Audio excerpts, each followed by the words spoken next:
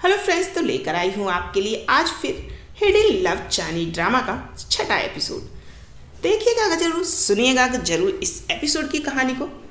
ये एपिसोड बहुत ही इंटरेस्टिंग है। एपिसोड की शुरुआत नए साल की पूर्व संध्या से होती है। दुआन जिक्स इस शहर में बिल्कुल अकेला है और उसका कोई परिवार नहीं है। सोंगजी को जब यह पता चलता है तो वह उसके अकेलेपन को दूर करना चाहती है। जिक्स बातों बातों में सोंगजी को अपने साथ न्यू ईयर डिनर के लिए भी मना लेता है और सोंगजी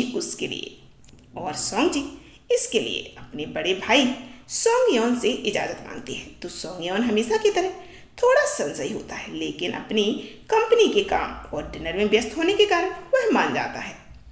डिनर के पहले एक बेहद प्यारा भावुक सीन हमें देखने को मिलता है। पिछले एपिसोड में जिक्स को चोट लगी थी। उसे देखकर संगजी बहुत हैरान हो जाती है और बेहद सावधानी और कोमलता से उसके घाव पर दवा लगाती है।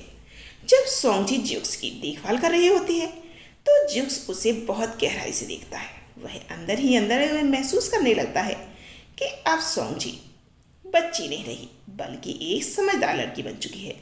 सोंगजी जिक्स से कहती है कि उसे अपनी परवाह करनी चाहिए और दूसरों को खुद को चोट पहुंचाने नहीं देना चाहिए। जिक्स सोंगजी के इस प्रोटेक्टिव बर्ताव से बेहद प्रभावित होता है। वह अपनी भावनाओं को छुपाने के लिए हमेशा की तरह थोड़ा फ्लर्ट और मजाक करता है ताकि सोंगजी को दूरी का एहसास रहे, लेकिन उसका दिल तो पिघल रहा होता है।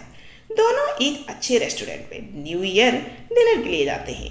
इस डिनर के दौरान जिक्स का व्यवहार सोंगजी के प्रति थोड़ा अलग, ज़्यादा केयरिंग और मैच्योर दिखने लगता है। वह सोंगजी की पसंद नापसंद पूरा ख्याल रखता है। सोंगजी अपनी बातों से जिक्स के अकेलेपन को भरने की कोशिश करती है, जिससे जिक्स को सालों बाद एक पारिवारिक माहौल और अपनेपन का एहसास होता है।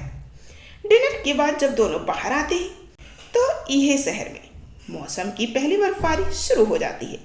चीनी संस्कृति में पहली बर्फबारी को बहुत रोमांटिक और जादुई माना जाता है। सोंगजी बर्फ को देखकर बच्चों की तरह बहुत खुश हो जाती है। वह अपनी आंखें बंद करके नए साल की मन्नत मांगती है। उसकी विश असल में दुआन जिक्स की खुशियां और उनके साथ को लेकर होती है, जिसे वह छुपा कर रखती है। जब सोंगजी देखती है कि जिक्स सिर्फ उसे देख रहा है तो वह उससे कहती है कि वह भी अपने लिए कोई विश मांग ले। जिक्स, जिसने जिंदगी में सिर्फ दुख और कर्ज देखा है, सोंगजी की मासूमियत को देखकर मुस्कुरा देता है और महसूस करता है कि उसके जिंदगी में शायद अब कुछ अच्छा होने वाला है। खुशी के इन पलों के बाद कहानी में एक गंभीर मोड़ आ जाता है। जिक्स अपने अपार्टमेंट लौटता है तो वहां जियांग इंग उसका इंतजार कर रही होती है। जियांग इंग उस व्यक्ति की बेटी है जिसका एक्सीडेंट जिक्स के पिता की वजह से हुआ था। वह सालों से जिक्स को मानसिक रूप से प्रताड़ित कर रही है और उस पर हक जताती है। इस बार जिक्स पूरी तरह से टूटता नहीं बल्कि एक मजबूत स्टैंड लेता है। वह जियांग इंग से साफ साफ शब्दों में कह देता है उसके पिता के किए की सजा उसने सालों तक भुगती है और उनका सारा कर चुका दिया है।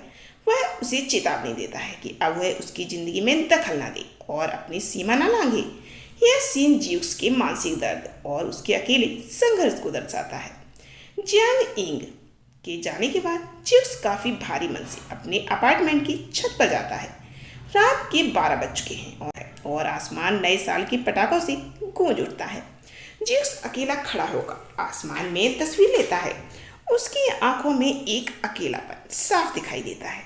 ठीक उसी पल उसके फोन पर सोंगजी का एक प्यारा सा टेक्स्ट मैसेज आता है। सोंगजी उसे नए साल की बधाई देती है और लिखती है कि वह चाहती है कि जिक्स हमेशा दुनिया का सबसे खुश इंसान रहे। इस मैसेज को पढ़ते ही जिक्स के चेहरे पर एक गहरी और सच्ची मुस्कान आ जाती है। सोंगजी का यह मैसेज बिना शर्त वाला प्यार और फिक्र जिक्स के सारे पुराने जख्मों पर मरहम का काम करती है। उसे समझ आ जाता है कि इस मतलबी दुनिया में भी कोई है जो सिर्फ उसी की खुशी चाहता है। हिडन लव के अगले एपिसोड की कहानी सुनने के लिए प्लीज़ ज़्यादा से ज़्यादा वीडियो को लाइक कीजिए, कमेंट कीजिए, शेयर कीजिए और बताइएगा आपको ये सीरीज कैसी लग रही है।